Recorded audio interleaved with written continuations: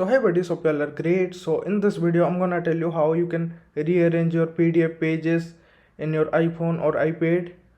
So you see this. So I will tell you how you can do it. So for this you need this app. It's my PDF editor. It's free of cost. So you can just go to App Store and search this app, or I will give you the app link in the description. So from description you can just download it. After you install the app, you have to click on open and just cancel it. Now there you see this, there will be an option. You see this, there is this option rearrange pages. So you have to click on this. Now you have to choose your PDF here. Now select your PDF, and now you can just rearrange your PDF pages from here. Pretty easy. Now click on apply.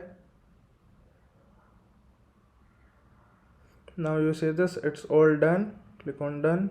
Now go to files. Now you see this, our PDF pages are now rearranged. So it's pretty easy. You just need this app and it's all done.